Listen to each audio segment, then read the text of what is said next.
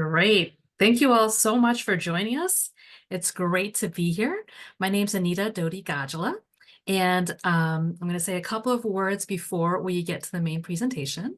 So Sam, if you could give me the next slide, please. So both Sam and I work at Collegewise. Collegewise was started in 1999 by our founder, Kevin.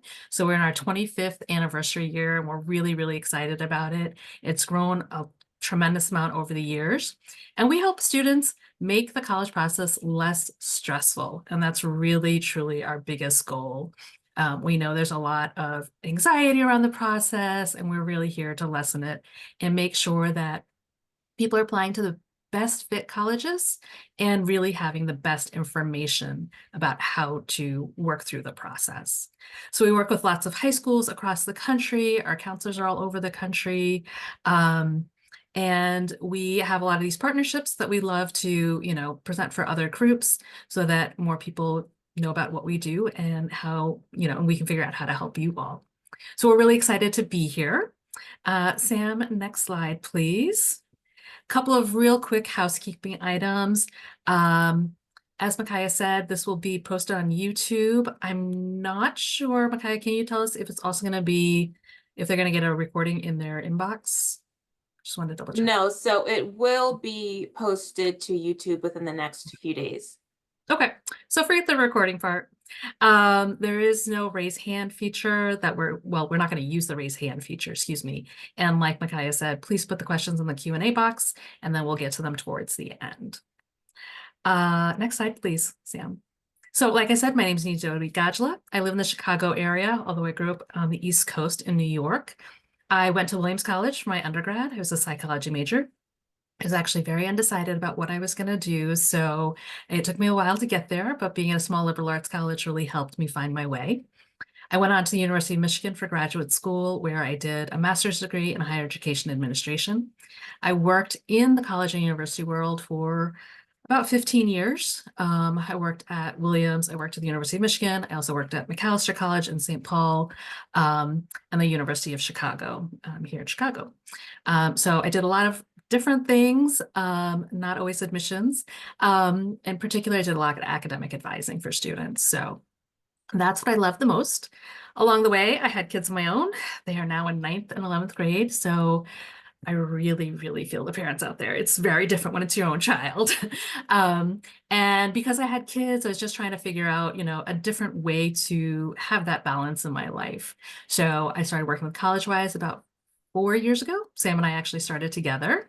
And it's been great to talk about all the pieces of the college process. I love when we really just dig into figuring out who the student is.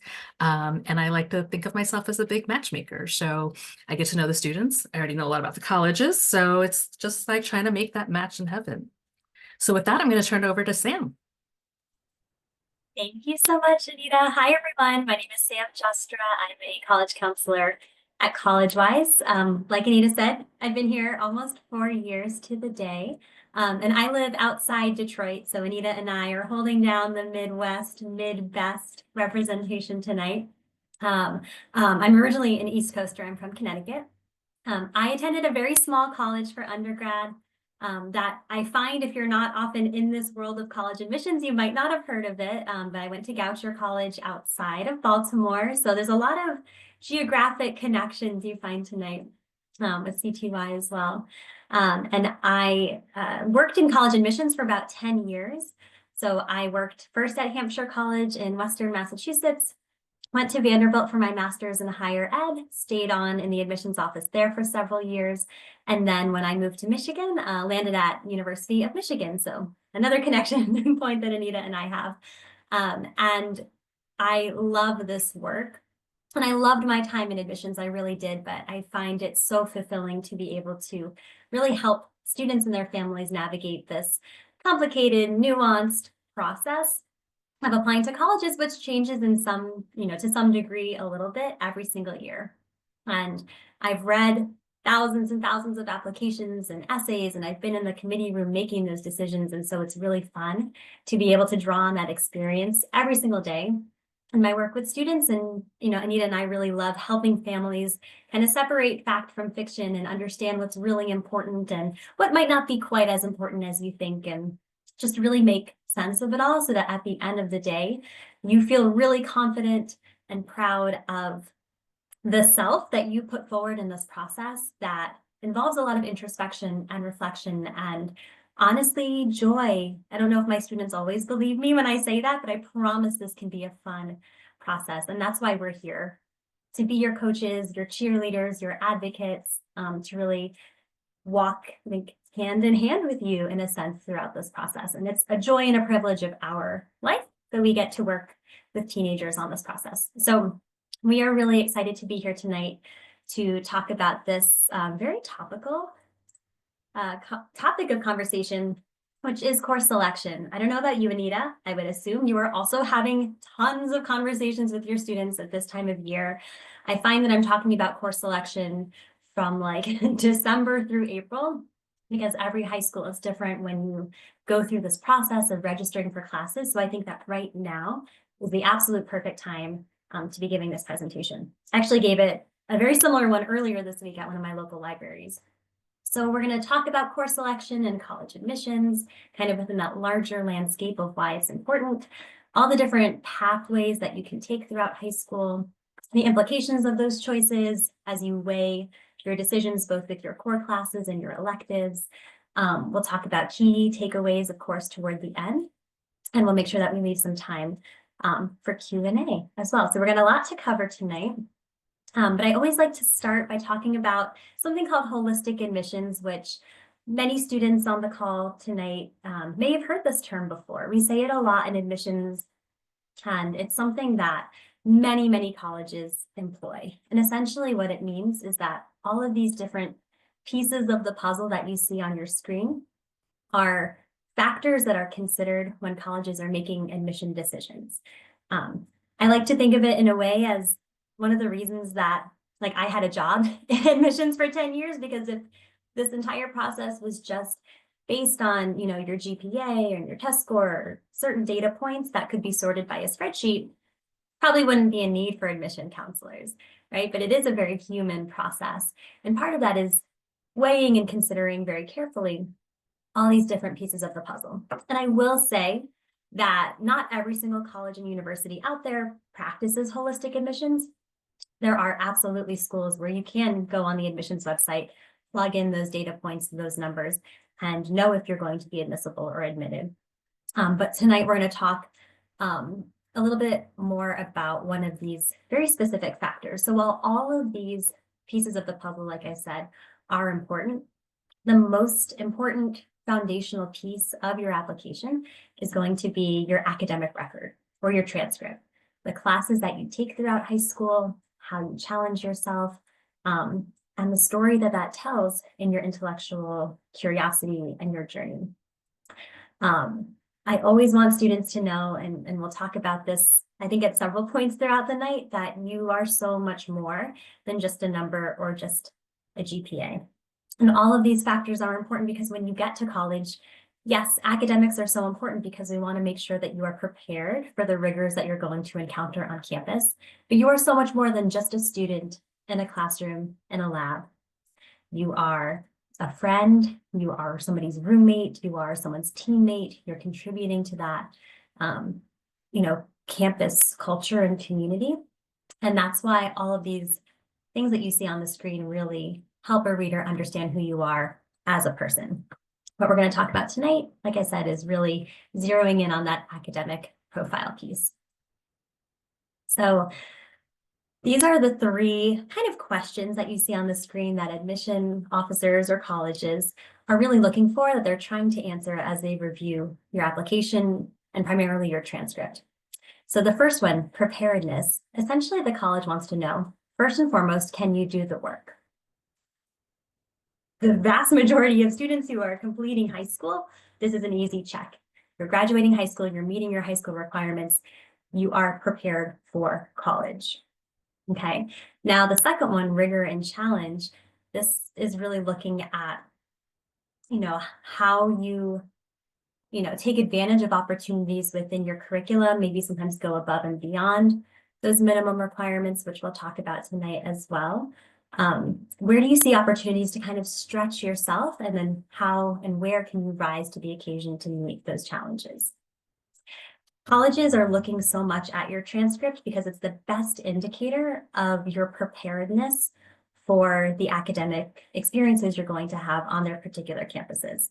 And we can't make blanket statements across the board because every college is different, what they're looking for, what they're offering you. So they have really intentional and careful ways of assessing your grades, the courses that you take, what it says about your academic interests, and getting a sense of what that means for the type of student you are going to be on their campuses. The last thing is just as important, but sometimes I think we don't talk about it enough, which is curiosity. Even on a transcript and a bunch of numbers, there is a story that is being told, and it is a great way for a college to learn about the things that are interesting and important to you, and a reflection of your values and where you like to spend your time, not unlike how your extracurricular activities are a reflection similarly of your values and what's important to you. The classes that you choose to take, especially when you have choices, because we all know that sometimes you don't, but especially when you do have the option to make those decisions for yourself, that tells a college about that intellectual curiosity and spark, and where you might want to take that further. So when we talk about the college transition, I think that there are some really important things to know too about differences that you encounter from high school to college. And there are things that you can do in high school to really prepare yourself to be successful when it comes to academics. One thing that I always like to tell my students I think is really exciting is that when you're in high school, and every school is different, many students are used to being in class from, let's say, 7 a.m. to 2 or to 3 p.m., maybe back to back to back. You might have classes, certain specific classes every single day. It's a very packed, condensed schedule. And when you get to college, you're often going to have a much more flexible curriculum. You might be taking 4, maybe 5 classes in a semester, and you might have classes that meet every other day or even once a week.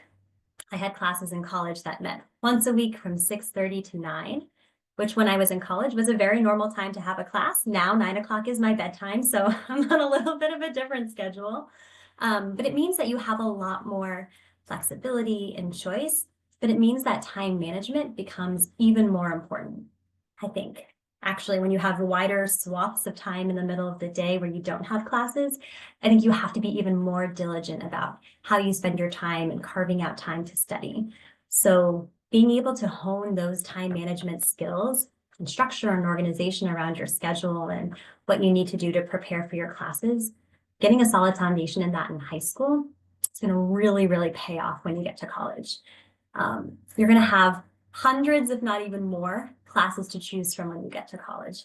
And this is one of the most exciting things about it, to be honest. You don't even know what's available to you now.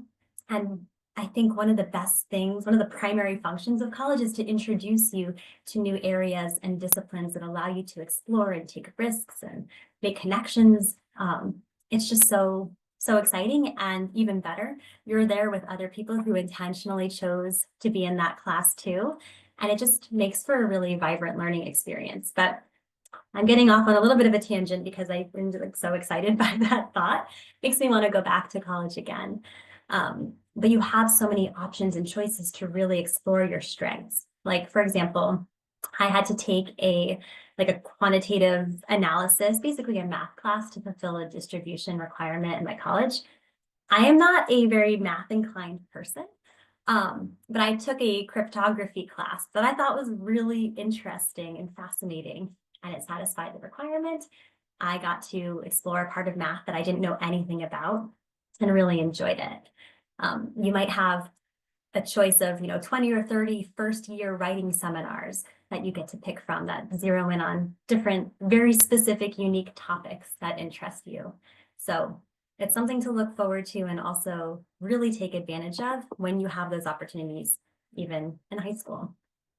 When it comes to rigor, you can expect that college will be more challenging than high school. I think it's meant to be. I think it's designed that way. Every year of high school similarly is probably going to feel more challenging than the prior year. And you're also, in some ways condensing a lot of that material into one semester. And so this can take a little bit of an adjustment as well. You're focusing maybe on fewer courses, but you're going more in depth, or you have more material to cover in a shorter period of time. So that's something to prepare for that you might even be experiencing in your classes in high school now. I have students who have AP classes, for example, that are only semester long. If that's your experience, you already know that that's a lot of material to get through in a shorter period of time. When it comes to major selection and specialization, think of your major in college as your kind of primary focus, what you're going to dedicate most of your classes to. Generally, and very, very generally, I will say, you can kind of break down your classes in college across 3 categories. Let's say typically about a third of your courses go toward your major, a third go toward those distribution requirements that I was mentioning earlier, and a third will go toward electives, fun classes that you get to take just because you want to, because they sound interesting and fun to you. If you have a double major, that distribution might look a little bit different, or a minor, or a double minor. I've seen that happen too. But essentially, for example, I was a double major in college with both English and French. So the vast majority of my classes, fell into those 2 buckets. However, I took a philosophy class my first semester to satisfy one of those distribution areas. I didn't really know what philosophy was. It sounded kind of interesting to me. I ended up loving it so much that I took a philosophy class every single year of college after that. It wasn't a minor. It wasn't a particular specialization or a concentration I was, hoping to carve out for myself. It was just really interesting, and I had room in my schedule to pursue those electives. So you don't have to know right now, or even day one when you show up at college, exactly what you want to do for the rest of your life, or even exactly what you want to major in. I know this is something, Anita, you could beat this drum all day. It's something we love to talk about. It's very natural to change your mind. And I think if you talk to most people in your life who have gone to college and have started their careers, it's very seldom that you can draw a straight line between, what they majored in college, or what they thought they were going to major in when they first showed up, and what they're doing now. I mean, for the 2 of us, as we've explained our backgrounds, we couldn't do that. And that's a really, really good thing, I think, because it means you're open-minded to taking risks and exploring. And if you change your mind, it's a really, really natural thing. In college, you're going to have a lot more independence and academic initiative. I always want to make sure students know that there are so many support services in place for you in college. Something that might feel a little bit different is you might have to rely on more initiative to seek those resources out. In high school, your teacher might be very aware if you're kind of falling behind in class, or, if you're not completing your work on time. In college, if you go to a school where you're in a big lecture hall, for example, it requires a little bit more kind of independent learning and navigating. You might not have as much accountability to show up to class or to make sure that you're completing your work. I don't want to say that that's the experience across the board, because Anita and I both went to small liberal arts colleges that felt very personal. I called my professors by their first names. It's hard to hide in a class of 7 people, right? So whatever that learning environment is where you thrive and what you're looking for, you're going to find that. But just know that there are so many people, whether it's your professors, teaching assistants, or more structured resources like the writing center, other academic support services on campus that are there for you. You just might have to kind of raise your hand or ask the question, which is such a superpower. Another thing that we don't talk about enough is how important it is to raise your hand when you need help, to ask a question when you don't understand. I think that's such an important skill to start building in high school if you haven't already. It feels vulnerable sometimes, but it makes life, not just college, I think, so much easier. the more you work on kind of exercising that muscle. There might be environmental factors that contribute to your learning, and also, like I said, lectures and teaching approaches. So there's no right or wrong depending upon what you're looking for in a learning environment. It's all about what feels right for you. And that's true when we talk about college in general. That's the question you should be asking, not is this a good school, but is this a good school for me? Can I be happy? Can I be successful? Can I thrive here? And that includes the format, delivery method of your learning and that classroom environment. Now, when we talk about paving the academic path, these are like the checkpoints that you want to think about, kind of reference these earlier as you're moving throughout high school. So step one, like I mentioned, these are the state requirements. There's nothing really you need to do to worry about, am I meeting the state requirements? Your school is setting these forward for you, and it's embedded in your high school graduation requirements. So whatever type of high school you attend, public, private, independent, whatever that is, as long as you are completing those graduation requirements, you're meeting the state requirements. Now, every school has different course offerings and they have different graduation requirements. 4 years of English is pretty standard across the board. I've never seen anything different. But outside of that, it can really vary. Sometimes schools will require 3 years of history or social studies, or at least 2 years of a language other than English. Some schools have a fine arts requirement, or I'm actually seeing this a lot more often, like some type of financial literacy class, which I think is great. And so just make sure that you are satisfying all of those requirements so that you're not scrambling senior year.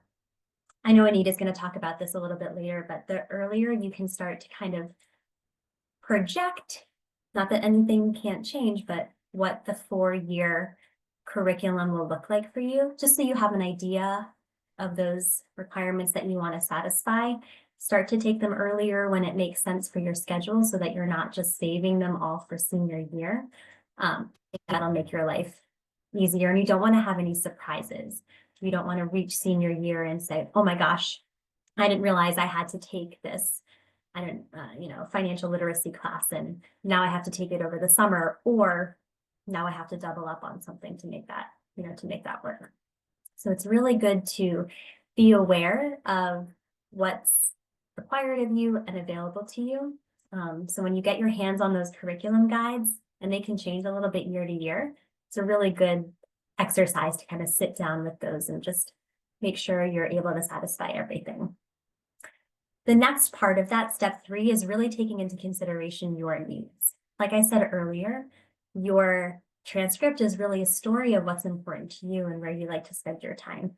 So if you are someone who is really interested in business, for example, and your high school offers economics classes, maybe fundamentals of investing, I've seen classes like that.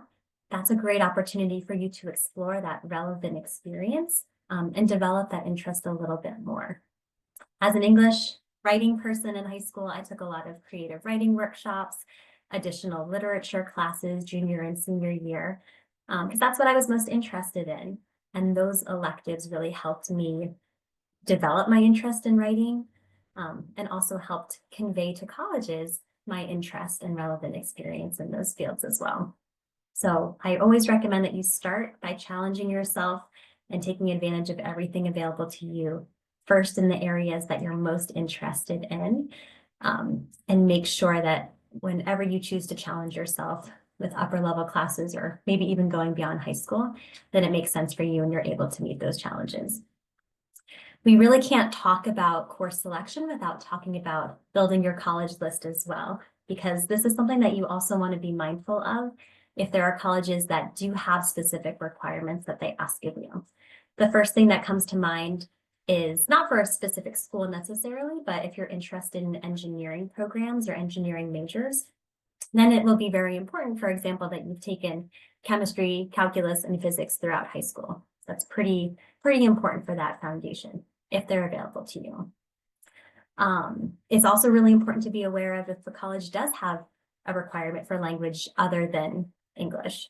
Sometimes colleges will require 2, but they prefer 3 or 4. Maybe you keep more doors open by taking 4 years of language. Just a couple of examples. There can be a difference between meeting those requirements and then going above and beyond them. So I have left you with a lot of information. I'm going to turn it over to Anita now to dig a little bit more into the specifics. All right. Thanks, Sam. I always love listening to Sam. She's got great enthusiasm for this work. So we've got this 4-year plan. What I always tell students is the colleges are seeing your transcript. That's the final version, right? Your course that you've taken over the 4 years and your grades in them. But this is what we start with, especially in our office. Most school counselors will start with this 4-year plan. And really, it's great if you can plot out what you might take and make sure that you're meeting all the requirements that you need. The top 5 areas, math, science, English, social science, world language, are what we refer to as the core subject areas. You might hear me say that word again later, but those core areas are the most important ones to fulfill. And for the most selective colleges in the country, they like to see you do 4 years in those core classes in particular. And I'll talk a little bit more about the specifics in a bit. Fine arts, some schools require it, some don't. The University of California system, they really want to see a year of fine arts, and that can be anything in music, art, what am I missing? Sometimes it's like culinary stuff. It can vary a little bit, but they want to see a year. And a lot of high schools in the US do not require a full year of fine arts. So it's just something I mentioned for people who are interested in the California public system. PE sports varies a lot over the country. My own high school kids have to take 4 years of PE sports. And sometimes, well, I know in their school they allow for health and driver's ed in that PE sports requirement. There are other schools that just require 1 year, or if you do a sport, you don't have to take a PE class. So there's a lot of variation across there. I will say that colleges don't care if you take PE or sports. That's usually not computed in the GPA, and a lot of schools do recompute GPAs, and they might not include PE and sports in particular. There might be other requirements that your school has. In the state of in the state of Illinois, I know we have what's called a CTE requirement. It's a career technical education. There's consumer ed, the financial literacy that Sam referred to earlier. Your school might have some other things, and usually there's some choices within that. And then electives. And I always say electives are the best way to just think about things that you might want to explore for a major. You know, a number of high schools have the PLTW, which are engineering courses, Project Leading the Way, PLTW.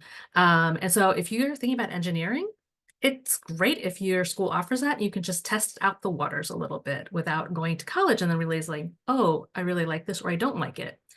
So it gives you a chance to test the waters. It's important to just keep those electives in mind and really talk to your school counselor about what those electives are and what makes the most sense for you, because there's a lot of variety depending on what high school you go to on those electives. You see a little pro tip, keep track of the number of APs or honors courses and the total number of credits earned per year. We often say at Collegewise, a lot of colleges do recompute GPAs, and then they'll count up the number of APs or honors classes that you have. And they're not looking for a specific number. This really trips people up. How many APs should I take? And really the question is, how many APs does your school offer and how many did you take? That context is really important. If your school doesn't offer any AP classes, and there are lots of high schools that don't, then they're not expecting you to take any. But if your high school offers 20 and you haven't taken a single one, colleges might be like, did this person really challenge themselves? Did they try something new? You know, they're not expecting you to take all 20 though. So keep that in mind. That balance is really important. And the colleges are thinking about the context that you're coming from. Sam could go in the next slide, please. Okay, so this is just really important. There's a lot of choices out there between honors, AP, IB, DE, and people really get confused like, well, which one is best? And it's really which ones are the best for you. Advanced placement is run by the College Board, the same people who do the SAT, and there are about 40 APs offered right now by the College Board, and each high school gets to decide which APs they can offer. And sometimes it's a staffing issue, sometimes it's a student interest issue, and that's how they decide. You can take AP classes just one at a time and in any subject area that you want, usually as long as they're offered at your high school. International Baccalaureate, or IB, is more an internationally recognized program. There's some high schools that offer it, but it's more offered internationally in other countries. It's usually a set of classes that students have to take, and they're going to get a diploma or certificate at the end of taking this certain set of classes. So they can't just take one at a time. They usually have to do them together, and there's sometimes extracurricular requirements along with IB. But IB is very respected as a very rigorous curriculum. And in case you hear about that, there's a number of schools that offer it, but not all do. And then dual enrollment. Dual enrollment is, oh my gosh, it's becoming so popular. We're really seeing a huge increase in the number of students taking dual enrollment classes. Dual enrollment means that your high school has a partnership with the local community college, and you can take classes at that community college that will count for your high school requirements for graduation. Now, I'm going to be really straightforward and honest with you and tell you that community college curriculums can vary a lot depending on where you take them. So the question we always get is, should I take AP or dual enrollment? If it's offered at your school, it's an AP class, I usually tell students take it because the AP is the set curriculum that colleges understand. The dual enrollment sounds great, and it is great, but if it's only best if your high school does not offer that class. And then sometimes you're not quite sure what that curriculum is going to look like. It can really vary across the country.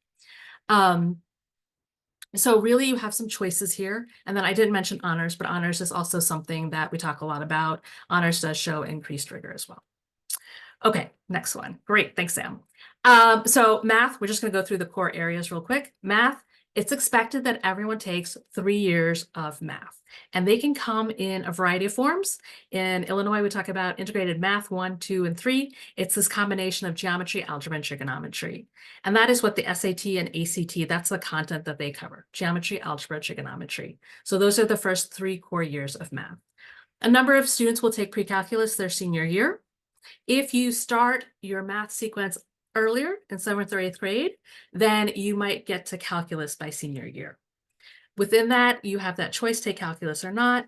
For most science, technology, engineering majors, math majors, the STEM majors, they probably want to see calculus. We're seeing some business schools that really want to see calculus too. Again, it's that increased rigor. It shows a different type of thinking. I will say calculus is not used every day, but it can be used in certain fields. I mean, engineers probably use it more often than I ever would. Stats is a popular choice. A lot of people say to me, well, should I take stats or calc or something else?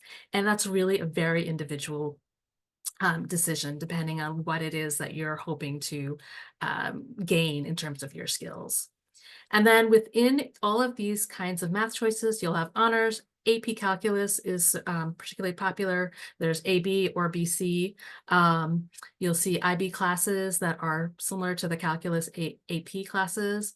And then you'll see dual enrollment. We have a number of students who go super fast in the math. And we see students who are taking linear algebra, differential equations at their local community college because they have maxed out their requirements. The math classes offered at their high school. So again, it's an individual decision. I am generally of the impression that you should go slow in math and learn it really, really well. I see students sometimes go super fast because they're like, oh, I'm going to be better equipped and this will look better for colleges. But guess what? If you don't learn that early concept or skill, it'll come back and haunt you later on. And so you don't want that. Learn it well, do well in those classes, don't speed up too fast. Okay, next slide, please. So biology, chemistry, physics are what we call the holy trinity of science. Most students are expected to take biology, chemistry, and physics. More and more I'm seeing students not taking physics, and that is like really odd to me, but there's certain states where physics is just not as popular, or I know it's really hard to find physics teachers. And so that's something that I talk to students about. If you want to do anything, again, in the STEM field, science, technology, engineering, math, you probably want to take some physics. And if it's not offered at your high school, you might find another spot to take it. Again, within this, you might have honors, AP, IB, offerings within biology, chemistry, physics. You don't have to take any of the AP classes necessarily, but again, if you're thinking about a science major in college, you might want to consider taking AP in some of those areas. We're seeing AP Environmental Sciences as super popular. I'm calling it APES. And that is great because, we're talking about a lot of climate change issues, and I think that's why it's become more popular. Anatomy and physiology is also sometimes a choice that students have. If you are going to do something in the medical field, I definitely encourage more of that heavier science load. Maybe take that AP biology and chemistry in particular. If you're thinking about engineering, AP physics is probably going to be really important. Okay, we'll go to the next slide, please. English. English is usually the most straightforward one. Take 4 years of English. It's usually English 9 and 10 or English 1 and 2. And then junior, senior year, some schools will offer, AP Lang or AP Literature, which are both very popular traditional offerings in English. And it's your choice really whether or not you want to take them.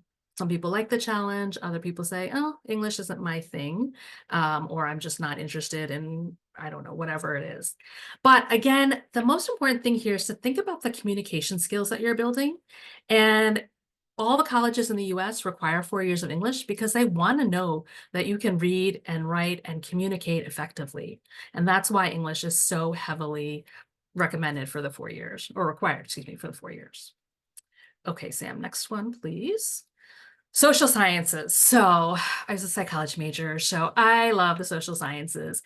And one of the things I always tell people is in school, you take a lot of history, but you don't know all the other social sciences that there are because you might not have been exposed to them. Most high schools are offering some version of US history, world history, maybe European history. Government is also often a required class across the country. And then economics is sometimes offered.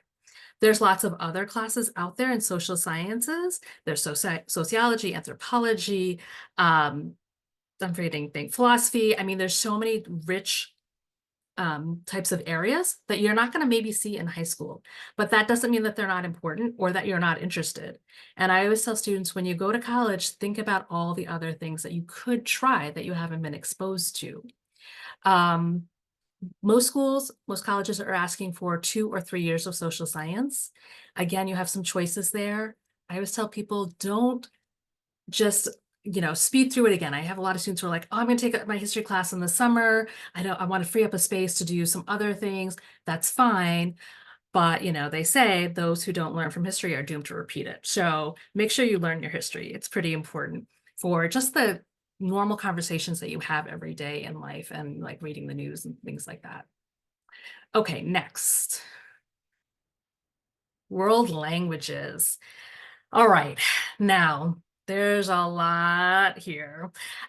Most high schools I've seen offer Spanish and French. Some of them offer Mandarin, German, Arabic. It's really exciting. American Sign Language is also offered in a number of places, and that's become more popular with certain students. Most schools want to see 2 to 3 years.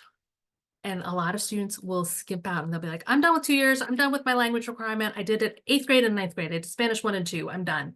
And I'll say, well, guess what? If you want to go to the most highly selective schools like the Ivy Leagues, they'd like to see you go through till AP in that language study.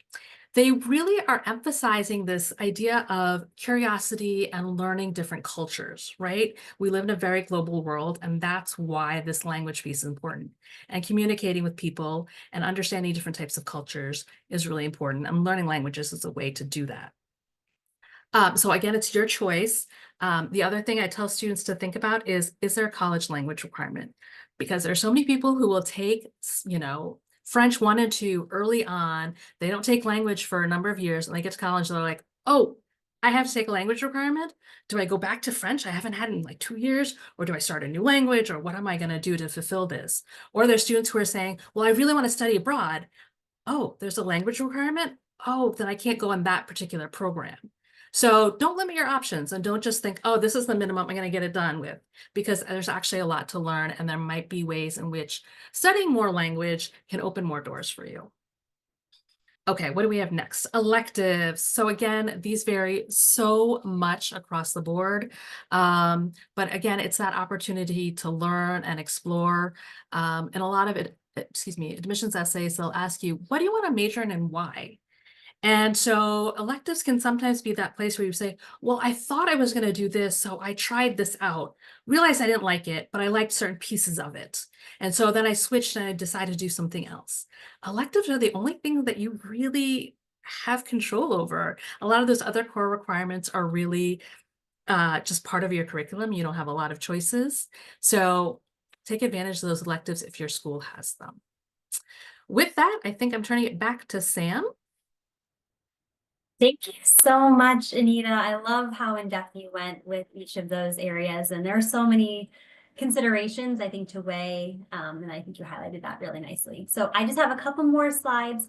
A lot of this we've been talking about tonight already, but just to remind you how you can be really intentional in your choices throughout high school. I always tell my students, when we're talking about rigor and challenge, like the course load that makes the most sense for you, that's the right answer. It is not worth it, and it does not make sense if you're going to take, every single AP that's available to you, and you're not going to do well in those classes, or you are going to be miserable, or you're not going to sleep at night. This is like a soapbox that I will get on. The most important thing in this entire process is your mental health and wellness, because if you're not taking care of that, like nothing else matters as much. You can only really think about college and your academics in high school if you're taking care of yourself. So I want to make sure that you are challenging yourself in a way that feels good. It will feel hard, but that, like I've been saying, you can rise to meet that challenge and it makes sense for you. Try not to compare yourself to other people as well. Just because a lot of your friends are taking AP Chem doesn't mean that you have to. If you don't like chemistry, if it's not relevant to your interests and what you hope to pursue in the future, don't feel like you have to do that. Everyone is on their own path. And as long as you are satisfying your requirements from your high school, you're aware of any requirements that some colleges might have, the schools that you're interested in, and you're excited about your classes and you're learning and you're growing from them and you're making connections and you're developing your interests, while also maybe figuring out what you don't like, because that is just as important. Then those are the most important things. Think about the skills that you want to learn, the content areas you hope to explore, and those transferable skills that you're going to learn. And that's, again, like Anita was saying, why English is so important, even in the STEM fields. I think especially sometimes being able to communicate clearly and effectively, to be a critical thinker, to ask questions, to make connections. I mean, these are skills and qualities that every single one of us, no matter what specific trade or career we enter, are going to have to do. And these are skills that you're going to build throughout high school and college and beyond. Key takeaways. We love the work that we do with our students. I'm betting a lot of you have school counselors in your high schools that you might meet with to talk through your course choices before you go through registration. Work with your school counselor and all of the resources that are first available to you in your high school. That's a great place to start. Your school counselors know your high schools really well, the pathways that are available to you, the requirements, what you might be eligible for. So definitely start there. Start with your required classes. Make sure you're building in time to explore the things that you're most interested in. Consider your interests and your passions, because this will all become part of the narrative for colleges as you kind of showcase how you've explored those curiosities. And be confident about your choices. There is no cookie cutter right or wrong way to do this process, as long as you are always checking in with yourself about what feels good for you, what's right for you, and what feels really good for you. Now we're going to transition to the Q&A section in just a second, but again, I know Anita talked about this a little bit in the beginning. You can tell, I hope that we love the work that we do with students.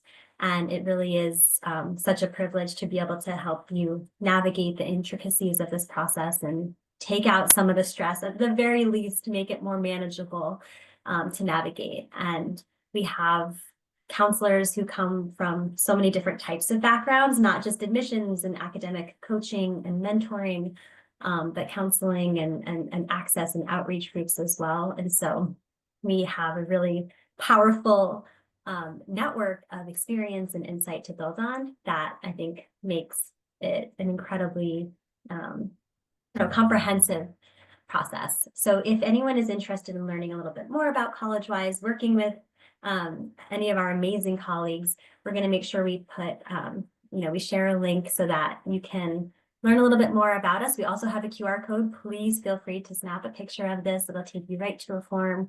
We'll be in touch with you to learn a little bit more about you and your needs, because this process is so personal and personalized that we always want to make sure we're meeting you where you are and making sure you have what you need to be successful and to be confident throughout your journey. So I am going to turn it over back again to Micaiah so we can get into our question and answer session. Yes, thank you so much, Anita and Sam. That was extremely informative.